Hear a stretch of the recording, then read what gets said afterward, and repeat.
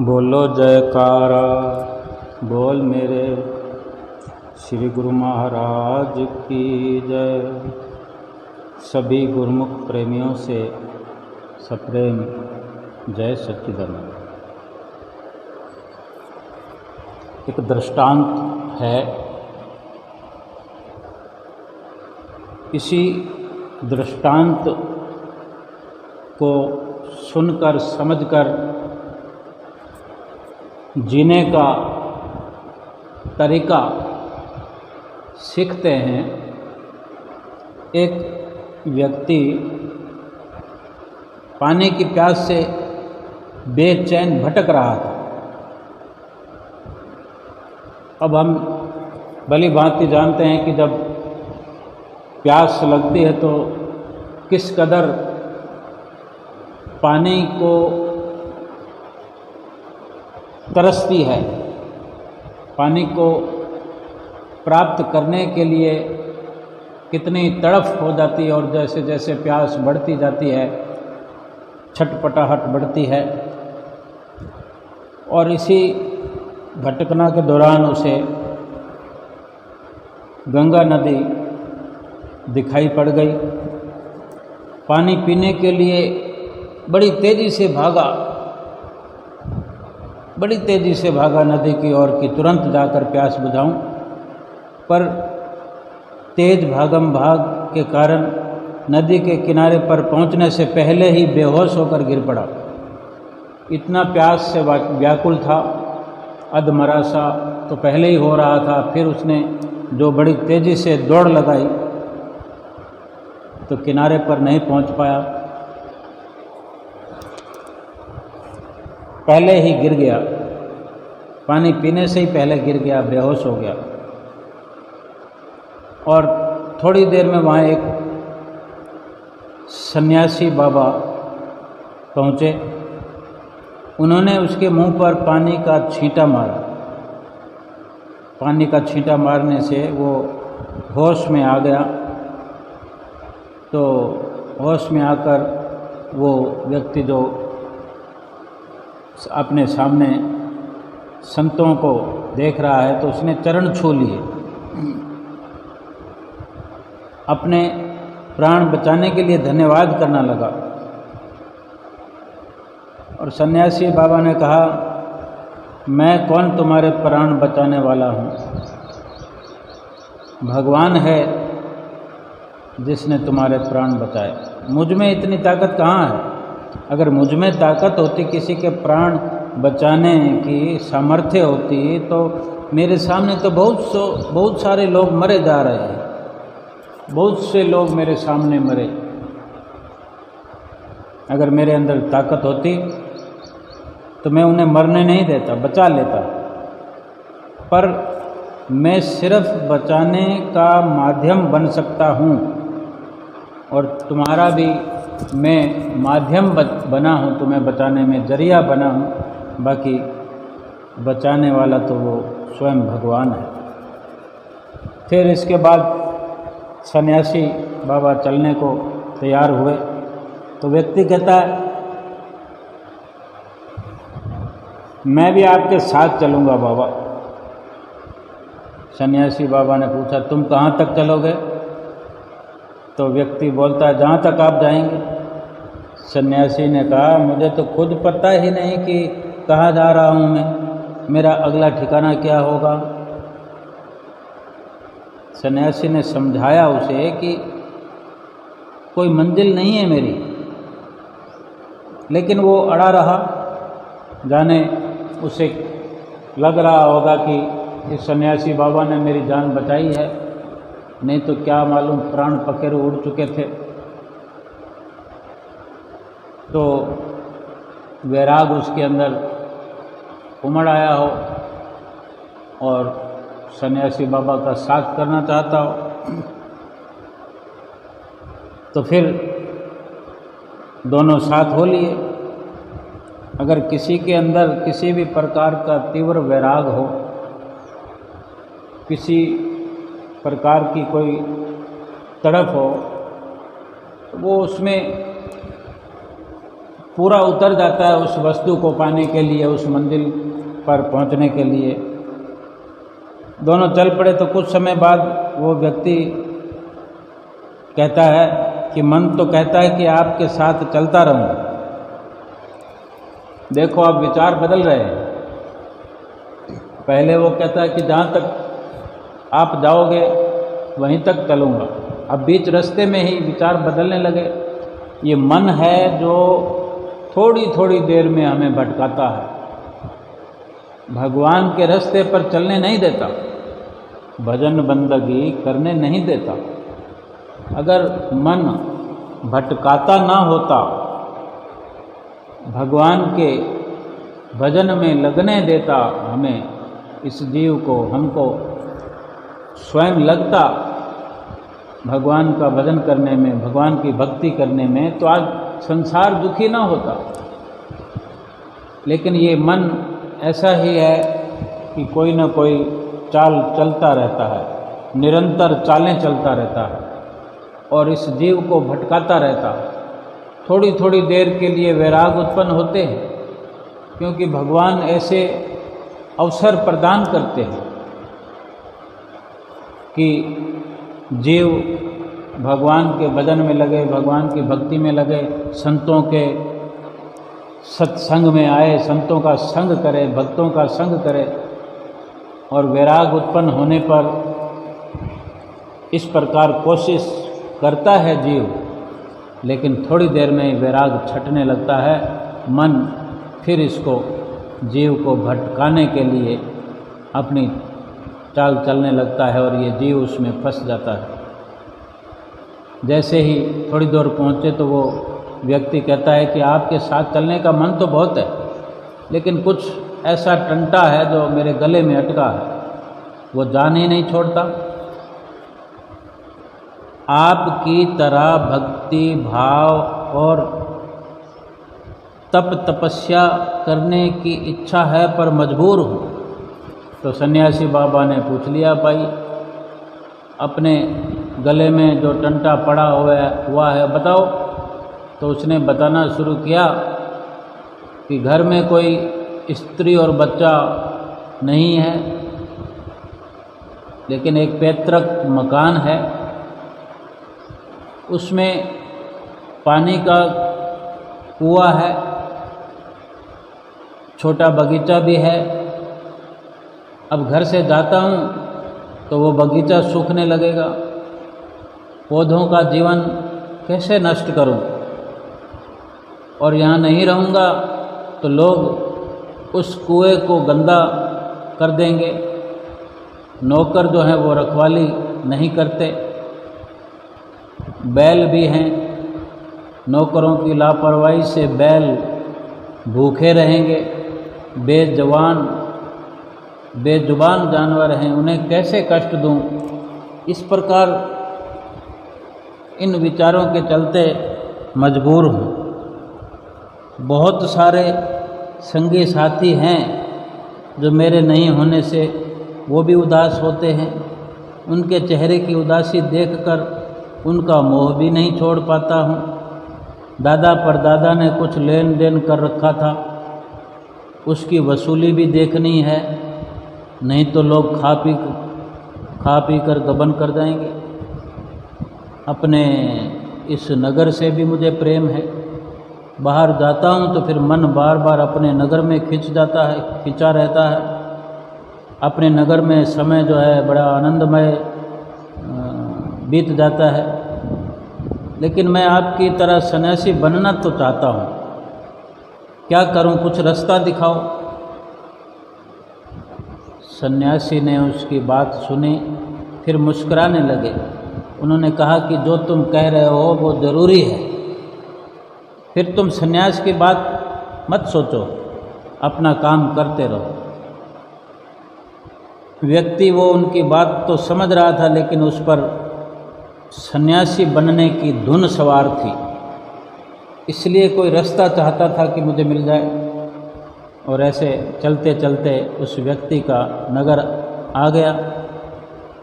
जब वो अपने नगर से सन्यासी बाबा के साथ गुजरना था तो उसे तो अपने घर जाना ही था, इस प्रकार की बात कर रहा था। तो उसने सन्यासी बाबा से बड़ी विनती की, महाराज मेरे घर चलो, कम से कम 15 दिन हम घर पर रुकते हैं, सब निपटा कर फिर मैं आपके साथ निकल जाऊंगा। देखो, कभी वैराग होता है, कभी वैराग धीमा हो जाता है, फिर कोई संस्कार उदय होते हैं, वैरागी बनने के लिए मन में प्रेरणा होने लगती है। तो जब इस प्रकार सन्यासी बाबा से विनती करने लगा तो सन्यासी बाबा मुस्कुराने लगे और खुशी खुशी तैयार हो गए कि ठीक है। उसकी इस प्रकार की जिद से सन्यासी बाबा उसके नगर में गए, उसके घर में गए और उसको बारीकी से देखने लगे। 15 दिन व्यतीत हो गए, 16वें दिन अपना सामान समेटा और निकलने के लिए तैयार हो गए सन्यासी बाबा। वो व्यक्ति कहता, महाराज अभी थोड़ा काम है, पेड़ पौधों का थोड़ा इंतज़ाम कर दूं, बस कुछ दिन और रुक जाएं, ये सब निपटा कर फिर चलता हूँ। सन्यासी बाबा कहते हैं, तुम हृदय से बहुत अच्छे हो, लेकिन किसी भी वस्तु से मोह त्यागने को तैयार ही ना हो। मेरे साथ चलने से तुम्हारा कल्याण नहीं हो सकता, किसी भी सन्यासी के साथ चलकर तुम्हारा भला नहीं हो सकता। उसने कहा, कोई है ही नहीं तो फिर किसके लिए लोभ मोह करूं। इधर तो कहता है कि मुझे अपने मिलने वालों का मोह है, नगर में मुझे आनंद प्राप्त होता है, और इस प्रकार की बातें करते हुए ज्ञान की भी बातें करने लगता है कि मेरा कोई है ही नहीं, अकेला है संसार में, ना कोई स्त्री है, ना माँ बाप है, ना औलाद है। ये भी समझ आ रहा है कि मैं किसके लिए लोभ करूं, मोह करूं। सन्यासी बाबा बोले, यही तो अधिक चिंता की बात है। अब आप समाज को परिवार समझ लो, उसकी सेवा को भक्ति, ईश्वर को प्रतिदिन सब कुछ अर्पित कर देना और तुम्हारा कल्याण हो, इसी में ही तुम्हारा कल्याण हो जाएगा, कुछ और करने की ज़रूरत नहीं। वो व्यक्ति उनको कुछ दूर तक छोड़ने आया सन्यासी बाबा को। विदा होते होते उसने कहा कि कोई एक उपदेश तो दे दो महाराज, ताकि मेरा जीवन बदल जाए। सन्यासी बाबा हंसे और बोले कि सत्य का साथ देना, धन का मोह न करना। और फिर वो विदा हुए। कुछ सालों के बाद वो सन्यासी फिर आए वहाँ पर। उस व्यक्ति की काफ़ी प्रसिद्धि हो चुकी थी, बड़े फेमस हो गए और सभी उसे पक्का और सच्चा मानते थे। लोग उससे सलाह लेते थे, छोटे मोटे झगड़ों में वो फैसला सुनाते और सब मानते। उसका चेहरा बताता था कि वे संतुष्ट और प्रसन्न हैं। सन्यासी बाबा फिर जब आए वहाँ तो कई दिन वहाँ ठहरे। फिर एक दिन अचानक तैयार हो गए चलने के लिए। उस व्यक्ति ने कहा, आप इतनी जल्दी क्यों जाने लगे? आपने तो पूछा भी नहीं कि मैं आपके उपदेश का अनुसरण करता हूँ, आचरण करता हूँ कि नहीं। सन्यासी ने कहा कि मैंने तुम्हें कोई उपदेश दिया ही कहाँ था। पिछली बार जब मैं तुम्हें छोड़कर गया था, मैंने देखा था कि तुम्हारे अंदर निर्जीवों के लिए दया थी, लेकिन तुम्हारे अंदर जो बाधा थी वो धन का मोह तुम्हें बाधित करता था। वो मोह तुम्हें सत्य की ओर जाने नहीं देता था, असत्य की ओर, झूठ की ओर ले जाता था। तुम्हें कितना दुख होता था, तुम असत्य की ओर नहीं लगना चाहते थे, तुम उससे बचना चाहते थे, तुम सत्य मार्ग पर लगना चाहते थे। तुम्हारा हृदय तो सन्यास के लिए तड़पता था। बीज तो तुम्हारे अंदर पहले पड़े थे, मैंने तो बस बीजों में जो लगा हुआ घुन था उसके बारे में बता दिया और तुमने वो घुन हटा दिए, बीज को साफ कर दिया, फिर वही बीज अब पुष्पित पल्लवित होता हुआ नजर आ रहा है। संन्यास संसार को छोड़ने से नहीं प्राप्त होता, अवगुणों का त्याग करने से वास्तव में संन्यास कहलाता है। पापों की प्रवृत्ति से बचकर, झूठ की राह से बचकर, छल कपट छोड़कर, चाहे फिर कहीं भी रहा जाए, संसार को छोड़कर कहाँ जाएंगे हम? जहाँ भी रहें संसार के मान, मोह, मद, लोभ, अगर इस प्रकार के विकारों को छोड़ दिया जाए तो जहाँ भी रहें हम, जिस दशा में भी रहें, विरक्त होकर रह सकते हैं। जो हम सुनते हैं, जो चर्चा हम करते हैं, सीधा सीधा हमको समझना है कि हम जो अपने आप से, अपने मन से भक्ति करते हैं, भजन करते हैं, सुमिरन करते हैं, लेकिन कहीं ऐसा तो नहीं कि हमारे अंदर मोह भरा पड़ा हो। हमारे अंदर मोह रूपी गुण लगा हुआ हो, जो भक्ति का बीज हम बोकर अपने जीवन में भक्ति के फूल खिलाना चाहते हैं, भक्ति के पेड़ लगाना चाहते हैं, कहीं उस बीज में गुण तो नहीं लगा हुआ है मोह का, लोभ का, काम का, क्रोध का, अहंकार का। अगर इस प्रकार गुण लगा हुआ है तो संसार से भागकर भी भक्ति को प्राप्त नहीं किया जा सकता, संसार को छोड़कर भी, क्योंकि अपने अंदर वो विकार लिए हुए हम घूम रहे हैं। जहाँ भी जाएंगे वो विकार हमें दुख देंगे, भक्ति में लगने नहीं देंगे। अगर इन विकारों से हम बच गए, इन विकारों से पीछा छुड़ा लिया, इन विकारों से मुक्त हो गए, फिर चाहे कहीं भी रहें, घर में रहें, समाज में रहें या जंगल में रहें, संतों के डेरे में रहें, यानी हमारा जीवन परोपकारिता को लिए हुए परोपकारी व्रती बन जाए हमारे। अपने आप से अपनी जीवात्मा पर सर्वप्रथम परोपकार करना आ जाए, और जब इन मोह, लोभ, काम, क्रोध, अहंकार रूपी 5 विकारों से, इन 5 चोरों से छुटकारा हो जाएगा, इन पर हमारा दबदबा हो जाएगा, इनके चंगुल से बच निकलेंगे, फिर तो स्वमेव अपने आप भक्ति प्रवेश हमारे हृदय में करने लगेगी। अगर जीव लोभ करता है संसार का, संसार के रिश्तों का, फिर वहाँ भक्ति तो नहीं आ सकती। अगर एक भी विकार पर हम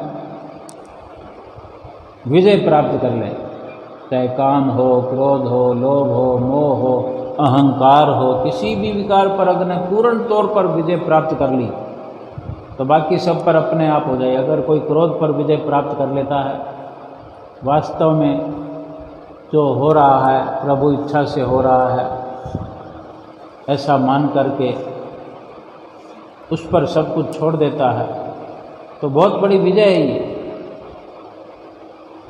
लोभ छोड़ देता है, जब लोभ छोड़ दिया यानी कुछ चाहना ही खत्म हो गई।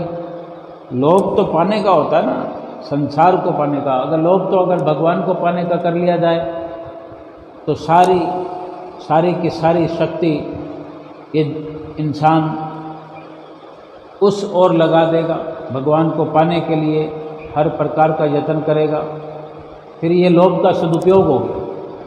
ऐसा भी होता है और अगर संसार से अपना लोभ हटा दिया जाए, संसार से अपना मुंह मोड़ लिया जाए, संसार के सामानों से मुंह मोड़ लिया जाए, संसार में रहते हुए, रहना संसार में ही, संसार में रहते हुए ही ये लाभ प्राप्त अगर किया जाए, ये लाभ उठाया जाए, तो फिर भक्ति को प्राप्त करने में कोई मुश्किल नहीं रह जाती, कोई बाधा सामने नहीं टिक पाएगी।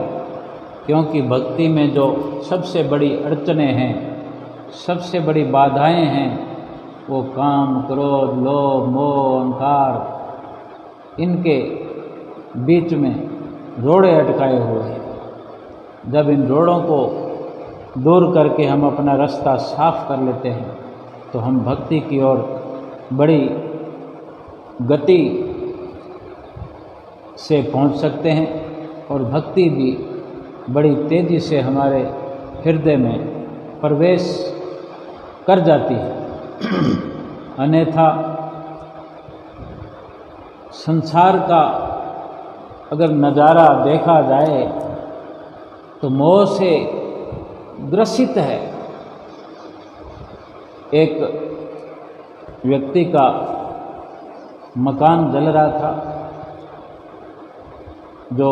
जिसने जीवन भर अपना प्रयास करके मकान बनाया। हम जीवन में जो एक मकान बनाते हैं पूरी ताकत झोंक देते हैं उसमें। करोड़ों वाला करोड़ों के स्तर पर मकान बनाता है, लाखों वाला लाखों के स्तर पर, और हजारों वाला झोंपड़ी बनाता है तो वो भी अपने उस ताकत के अनुसार जितना झोपड़ी को सुंदर बना सकता है बनाता है। लेकिन कोई भी अपनी अपनी ताकत के अनुसार खड़ा किया हुआ महल, चाहे झोपड़ी हो, चाहे मकान हो, कोठी हो, बंगला हो, महल हो, उसे खोना नहीं चाहता। एक व्यक्ति का मकान आग के हवाले हो गया, धू धू करके जलने लगा और वो धाड़े मार कर रोने लगा, क्योंकि आग जो थी इतनी भयानक थी कि देखते ही देखते चारों ओर से लपटों ने घेर लिया उस सुंदर मकान को। और अपनी ही आंखों के सामने भला इस तरह बर्बादी कौन देख सकता है। धाड़े मार मार कर रोने लगा तो पास खड़े उसके किसी मित्र ने कहा, भाई तू क्यों रो रहा है, क्या पागल है? इस मकान का तो तेरे बेटे ने सौदा कर दिया है, कल तेरा मकान बेच दिया है, अब तो तुमने दूसरा मकान लेना है, उसमें रहना, तुम्हें रोने की क्या जरूरत है? मकान तो बिक गया, किसी और को बेच दिया, इसका मालिक तो कोई और है, तुम नहीं हो, तुम क्यों दुख मना रहे हो? ऐसा सुनते ही वो व्यक्ति कहता है, मकान बेच दिया मेरे बेटे ने। ऐसा सुनते ही आश्चर्यजनक स्थिति में उसका रोना धोना बंद।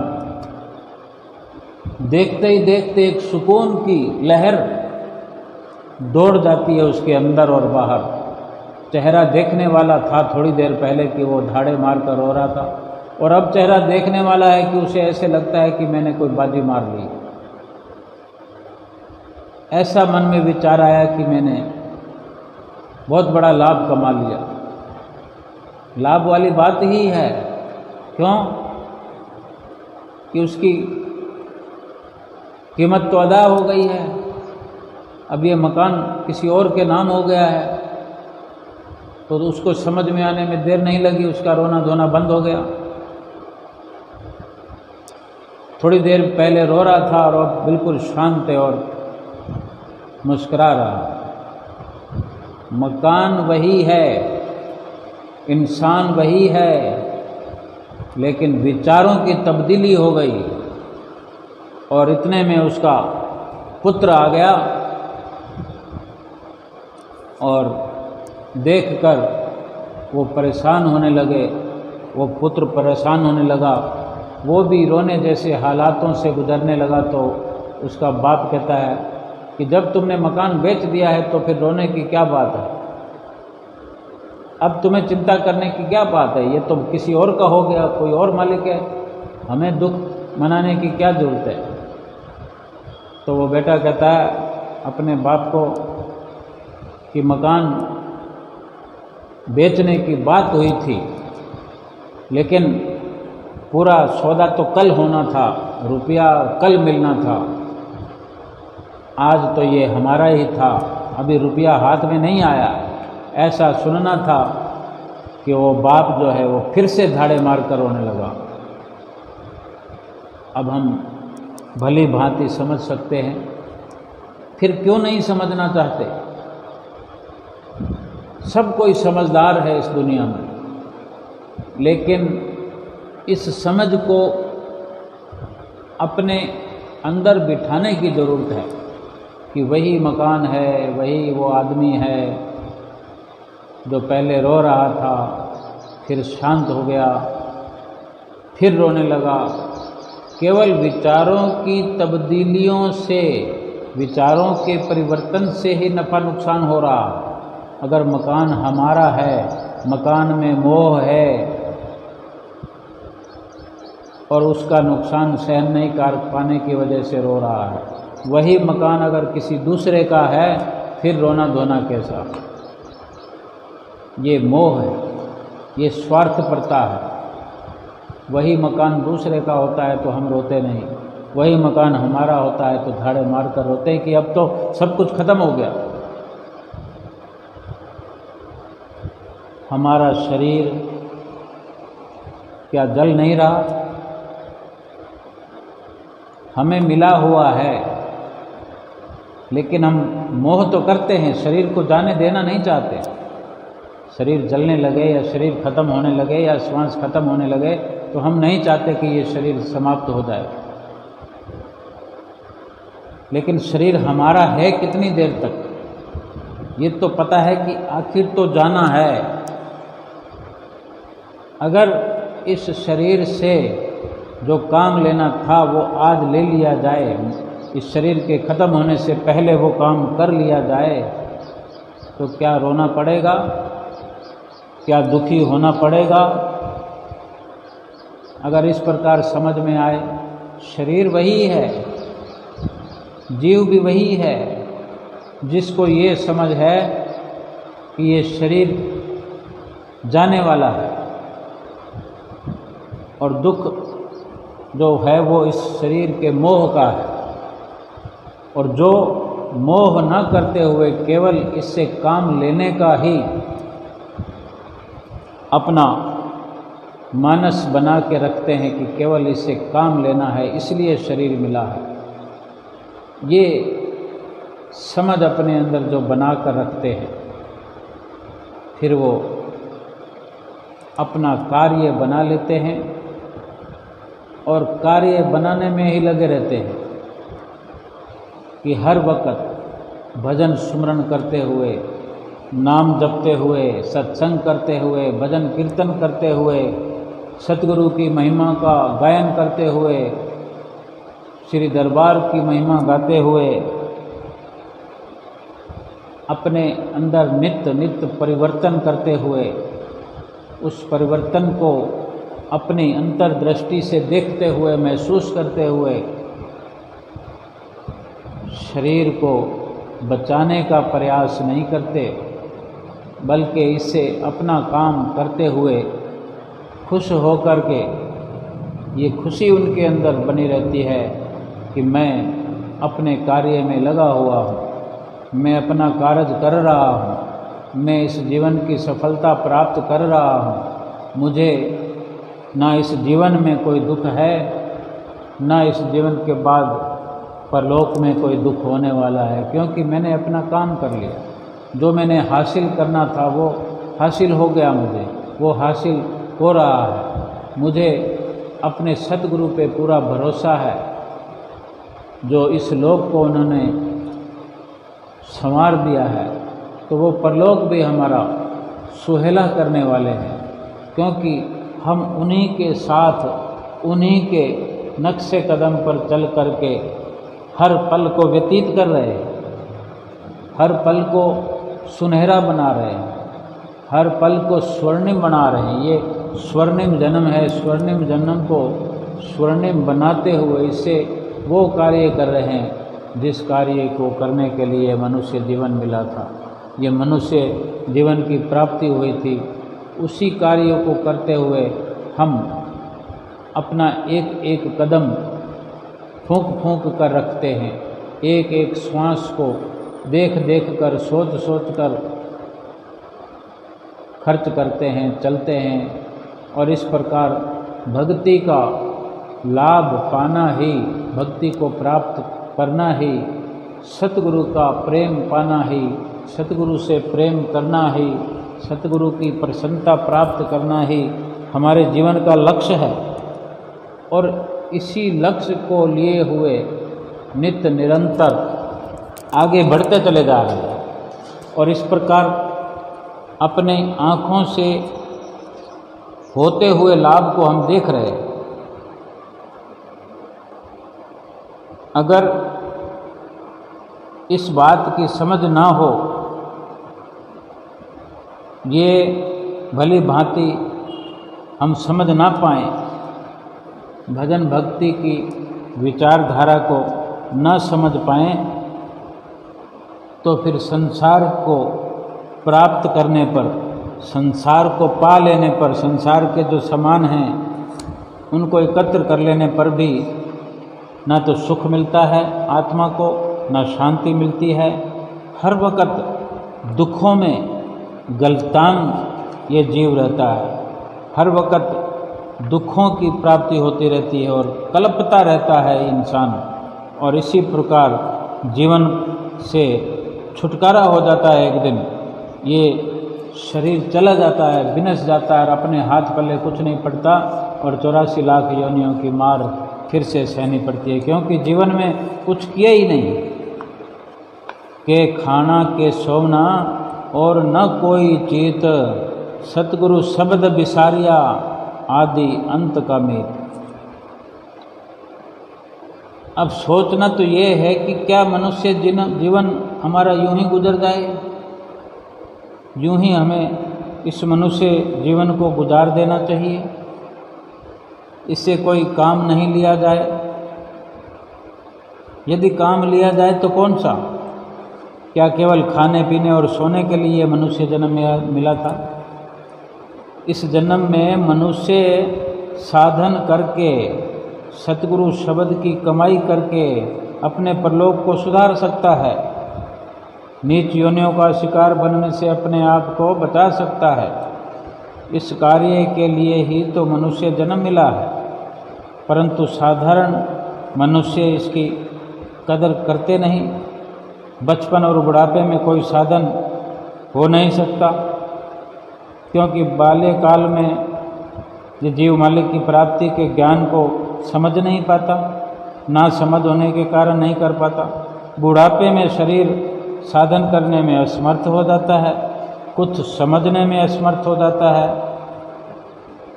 यदि हम चाहें तो युवा अवस्था में अपने लक्ष्य को भली भांति प्राप्त कर सकते हैं, यानी जीवन के बीच की अवस्था, जीवन के बीच में ही हर प्रकार का साधन, चाहे भजन अभ्यास हो, नित्य नियम हो, सेवा हो, सत्संग हो, ठीक प्रकार से युवा अवस्था में, जवानी की अवस्था में ही हो सकता है। परंतु इस उम्र में दुनिया की विषय वासनाओं ने मनुष्य को इतना घेर रखा होता है कि उसकी सारी भाग दौड़ संसार के लिए ही होती रहती है, परिवार के लिए होती रहती है। परिवार के मोह में, धन दौलत तथा माया के झूठे पदार्थों के इकट्ठा करने में हम लगे रहते हैं, लीन हो जाते हैं। सिवाय दुनिया के सामानों के हमें कुछ नज़र आता ही नहीं। कोई बिजनेस में लगा है तो वो उसी में तरक्की करना चाहता है कि यही उम्र है, अगर अभी नहीं कमाया तो क्या बुढ़ापे में कमाएंगे? हर कोई ये कहता है। नौकरी पेशा है तो वो कहता है कि इसी उम्र में तरक्की नहीं की तो फिर तो रिटायर होने का समय आ जाएगा, वक्त निकल जाएगा। किसी भी प्रकार का बिजनेस हो, नौकरी हो, हर कोई जवानी में इसलिए कमा लेना चाहता है अधिक से अधिक, फिर बैठकर बुढ़ापे में खाएंगे। क्या खा सकता है कोई बुढ़ापे में? जो पाने की ललक लिए युवा अवस्था में अपनी चित्त वृत्तियों को लगा देता है, संसार में लीन कर देता है, वो फिर उसी प्रकार अपनी लगी हुई सुरती को कभी हटाने में कामयाब ही नहीं होता।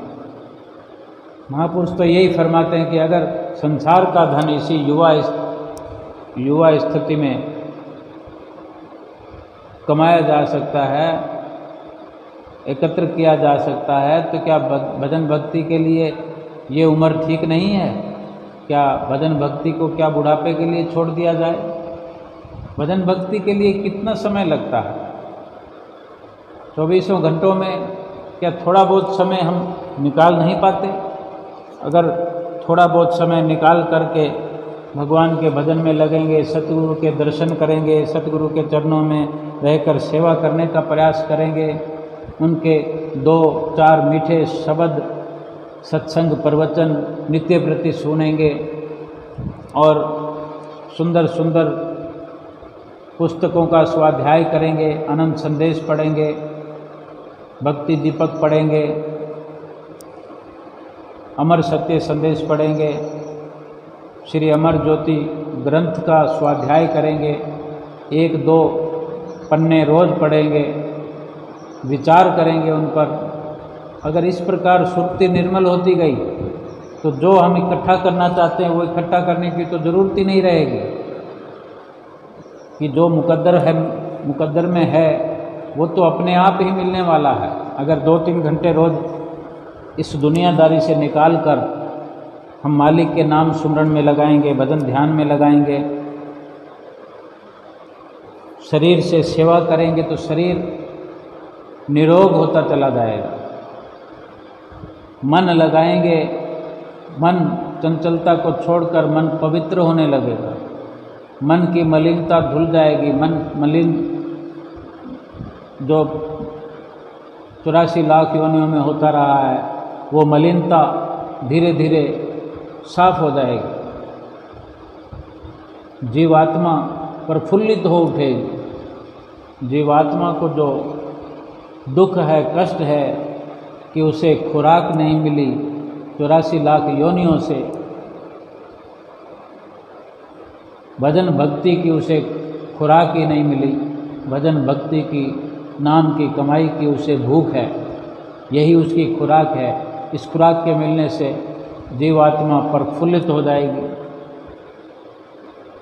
इतना बड़ा लाभ, और जो रुपया कमाना चाहते हैं वो भी कमाया जाएगा, बल्कि बड़े आराम से सुकून की ज़िंदगी जी करके हम संसार का भी धन कमाएं, संसार में रहें, संसार में रहकर अपने आप को पालन पोषण करें, अपने बच्चों का लालन पालन करें, महल माड़ियाँ भी बनाएं।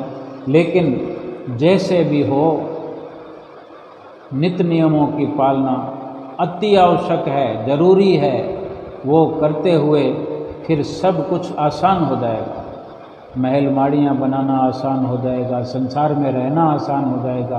फिर ये अच्छी प्रकार से समझ आ जाएगी कि हमारे पास इस लोक से परलोक जाते हुए जिस भक्ति के धन की ज़रूरत है, हमने वो धन इकट्ठा कर लिया है, वो धन हम इकट्ठा कर रहे हैं। और जो संसार में रह जाने वाला धन है उसकी ओर हमारा ध्यान हट गया है कि जो प्रभु की दया से, जो अपनी मुकद्दर से, जो प्रारब्ध से हमें मिलेगा, उसी से हम अपना गुजर बसर करेंगे और वही हमारे लिए पर्याप्त है। जो अपने आप मालिक ने हमारी व्यवस्था की है उसकी रजा में राजी रहना आ जाएगा और परलोक का जो धन परलोक का जो तोसा हम बनाएंगे तो हमें पल पल ये लगेगा कि हमारे पास वो धन है जो इस लोक में भी हमारा साथ निभाएगा और परलोक में भी हमारे साथ जाएगा।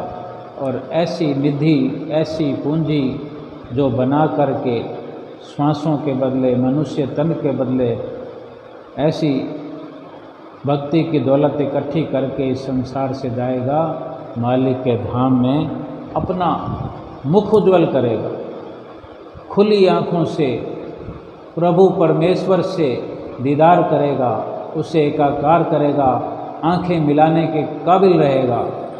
अन्यथा अगर भक्ति का धन नहीं कमाया तो मालिक के धाम में ये जीव अपना मुख उज्ज्वल नहीं कर पाएगा, नज़र नहीं मिला पाएगा और कितना आगे के लिए दुख उठाना पड़ेगा, कोई उसका हिसाब नहीं है। इसलिए हर पल दुख से बचने का यत्न करते हुए और परलोक के जो सारे सुख हैं वो सब एकत्र करते हुए, प्राप्त करते हुए खुशी खुशी इस लोक से परलोक की ओर जाना है, अपने घर में जाके विश्राम करना है। बोलो जयकारा बोल मेरे श्री गुरु महाराज की जय।